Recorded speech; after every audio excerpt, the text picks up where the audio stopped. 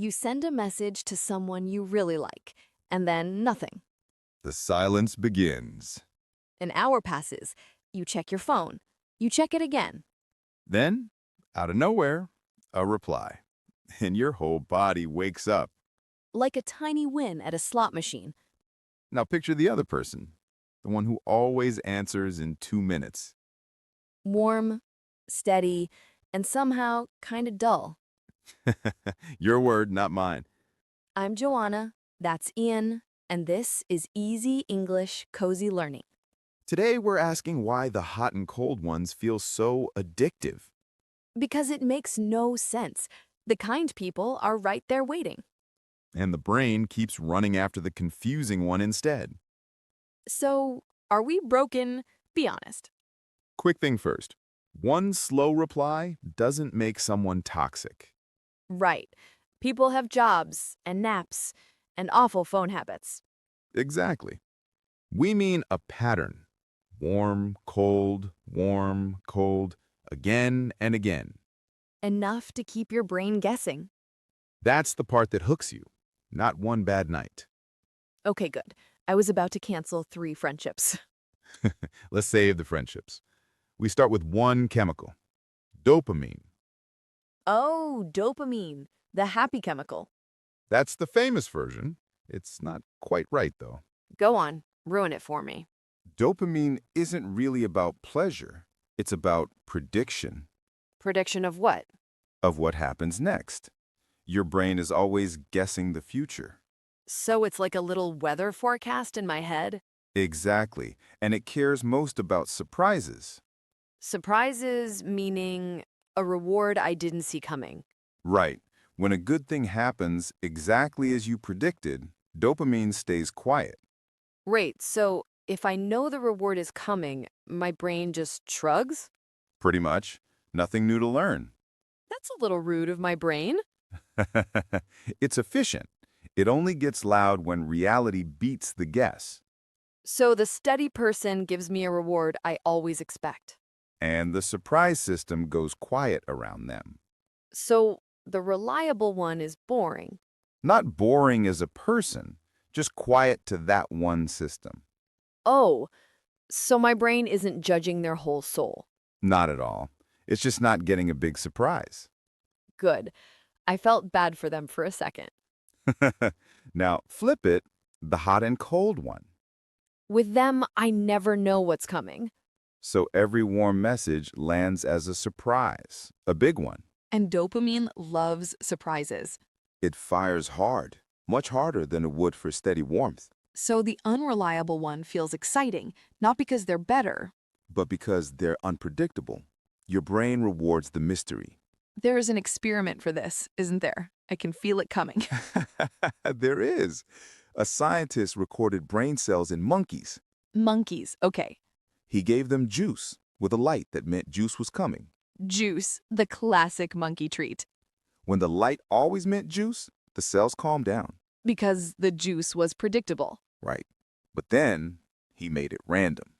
Sometimes juice, sometimes nothing. The maybe version. And the dopamine cells went wild. How random are we talking? The biggest reaction came at 50%. 50%, a total coin flip. Think about why that matters. If someone always replies, your brain learns it. Reply expected, nothing new. If someone never replies, your brain may finally give up. Painful, but at least it's clear. But sometimes is the dangerous one. Because maybe keeps the door open. And an open door is exactly what keeps you standing there. So a 50-50 texter is basically a slot machine. A very stressful slot machine that you happen to have feelings for. Okay, but here's what bugs me. Tell me. If I'm so excited, why does it also feel so awful? Because excitement and happiness are not the same thing in the brain. They sure feel the same. They run on different systems. One is wanting. The other is liking. Wanting and liking? Isn't that just one idea twice? You think so, but they use different chemicals. Okay, what does wanting actually do? Wanting is the chase, the craving, the pull to get closer. That's the dopamine part. Exactly. It pushes you to pursue, to refresh, to wait by the phone. And liking? Liking is the calm part, the warm, full feeling when you actually have it. So liking is the cozy blanket feeling? Lovely way to say it. And it runs on its own chemicals. So I could deeply want someone, but not really like being with them? That's the painful trick of hot and cold. Walk me through that. It sounds important. Uncertainty fires up the wanting system hugely, So I crave them. I think about them all day. but they keep pulling away, so the liking system never gets fed. No calm, no warm fullness. You're stuck wanting something that never gives you peace. That's so much worse than I expected. There's a rat study that shows the gap perfectly. From monkeys to rats, the science zoo continues. Small animals carry big lessons. They boosted the wanting chemical, And the rats chased the food like mad. pressing a lever again and again, desperate. So they really wanted it. But when they finally ate, their faces showed no extra pleasure. So they wanted it more, but didn't enjoy it more? The two systems came apart. That's me at 2 in the morning, staring at my phone. Wanting a reply with your whole body. And knowing, somehow, it won't even feel that good. That's the part people miss. They mix up craving with love. So missing him like crazy doesn't prove I love him. It might just prove your wanting system got hijacked. So how do I tell if it's real liking? Ask yourself a quieter question. Like what? When I'm not waiting, not guessing, not scared of losing them, do I enjoy who they are? That's a much less dramatic question. And usually a much more honest one. Okay, I need a small break from being seen this clearly. Fair. One more piece, and this one explains the heartbreak. Bring it. I've made peace with my brain by now. When someone goes cold, your brain doesn't read it as boring, What does it read it as? a threat, like something important is being taken away. So my body sort of panics? Stress chemicals rise. You feel tense, alert, a little sick.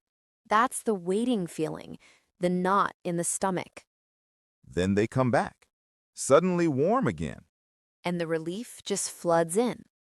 All that stress drops at once. The good chemicals pour out. So I go from panic straight to relief. A huge swing, far bigger than ordinary warmth, But why would my brain make such a big mistake? because the body doesn't always label feelings correctly. It just feels how strong they are. Right. A calm person feels gentle, but a scary person who returns feels enormous. So my brain says this must be love because the feeling is so big. But big doesn't always mean good. Sometimes big just means you were scared. Oh, that's sneaky. It mislabels the relief. It calls it a spark. So the more they hurt me, the bigger the relief when they come back. And the bigger the false spark. So the most intense love of my life might just be your nervous system calming down after a fright. That is genuinely heartbreaking. And it's why steady love can feel flat next to it. Because there's no scare, so there's no giant relief. No drama, no swing, just a calm, even warmth. Which my dramatic brain hears as nothing happening. When really, nothing bad is happening. That's the whole point. Okay, but here's something I'm embarrassed about. Go ahead. Why do I get worse when they go cold? Not calmer, worse. That's another strange one. When a reward suddenly vanishes, the brain doesn't just stop. It tries harder. Exactly. There's a name for it. An extinction burst. That sounds dramatic. It is. Picture a button that sometimes gave you candy. One day, it stops. I'd press it harder. Right. Faster, harder, almost desperate, right before giving up. So when I send 3 messages, then 5, then a tiny essay, Your brain may be pressing the button harder before it lets go. that's embarrassing, but weirdly comforting. It doesn't make the texting helpful, but you're not uniquely broken. My whole species does it. Group hug. Everyone's pressed that button. Now, the phone thing. Yes. Why can't I stop refreshing the screen? Because that waiting loop is its own little habit. Explain, because I do it without noticing. Your brain learns that refreshing might bring the reward. Might. There's that word again. Same maybe. And the finger movement gets wired in too. So swiping and waiting becomes almost automatic. Your brain barely separates waiting for a text from scrolling a feed. Same itch. Same seeking loop, same chemicals, same restlessness. Is there anything I can actually do? One small physical trick helps some people. I'll take anything at this point. When you catch yourself anxiously waiting, do one clear action. Such as? Press the button, turn the phone face down, set it across the room. A real movement, not just telling myself to stop. Right, you break the loop with your hands, not your willpower. Because willpower kind of folds under this. It does. The pull is physical, so the fix should be too. Does that fix the relationship, though? No, it won't fix the relationship. Sadly. But it gives your brain one clean interruption, one small place to breathe. A tiny phone bedtime. A tiny phone bedtime. I'm keeping that. Okay, but here's the real question, the one underneath all of this. What if I already know it's bad for me? Why is leaving still so hard? Because your brain doesn't only count happiness. What else is it counting? Time, effort, memories, hope. Every little moment you spent trying to make it work. So my brand says I've paid too much to walk away now? Exactly. People call it the sunk cost trap. Like staying in a bad movie because I already bought the ticket? Yes, except this movie keeps texting you at midnight. A truly terrible movie. And the longer you stay, the more it feels like proof you should stay. Because leaving would mean all of it was for nothing. So the brain quietly decides the pain was worth something to protect itself. That's such a kind and unhelpful thing for my brain to do. It's trying to soften the loss. It just keeps you in the loss longer. There's one thing still nagging me, though. Ask it. If steady love feels flat, does real love just fade into nothing? That's the best question. And the answer's honestly kind of lovely. Please, I've earned something lovely. A scientist followed couples over many years. Long-term couples? Early on, just seeing a partner's photo lit up the chasing system. The big dopamine fireworks. Years later, the same photo didn't light that system at all. So the fireworks were gone. But another part lit up instead. The part tied to comfort and closeness. So the love didn't disappear. It moved. It changed shape from a chase into a calm. So calm doesn't mean empty. Exactly. Calm can mean safe. And safe can feel boring if I'm used to panic. At first, yes, but sometimes boring is just peace in a bad disguise. Peace in a bad disguise. I really like that. He described real love as a comfy old couch, not a pot of boiling water. The boiling water gets all my attention. But the warm room is the one that lets you stay, And chasing the boiling feeling. is really chasing the randomness, not the person. Okay, that did help. The old couch. I love the old couch. There's one line about all this that stuck with me. Tell me. A scientist once shared an old saying, "A relationship is the price you pay for looking forward to it." Oof, that's a little dark. A little, but there's something true in it. So the dreaming and the waiting is the exciting part? And once it's real and certain, the dreaming quietly ends. So sometimes we don't even love the actual person. We love the version we built while we were waiting, The perfect one in our heads. who never goes cold because they only live in the wait. That's beautiful and slightly devastating. That's most of brain science, honestly. Let me try to gather all of this in my head. Go for it.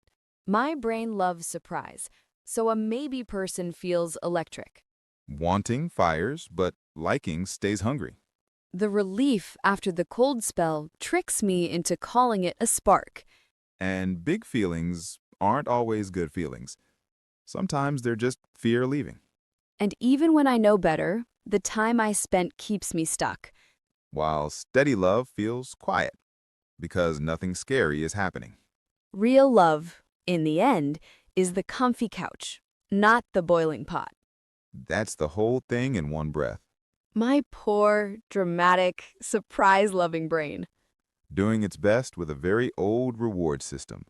Speaking of rewards, can I ask you all for a tiny one? Here it comes. If this chat untangled something in your head, leave a like. Think of the like button as the steady, reliable choice. The kind that always shows up, never leaves you on red. No mixed signals, no 3-day silence. And if you want more of these warm, slightly humbling talks, subscribe. We'll be here, predictable in the best way possible.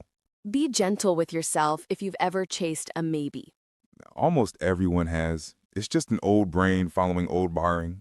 So, tonight, don't go running after the boiling water. Give the warm room a chance. And let your phone get some sleep too. Face down, across the room. Very peaceful, very unsexy, very healthy. That's our cue. Thanks for spending this time with us at Easy English, Cozy Narning. Sleep well tonight. The kind one can wait until morning. See you next time.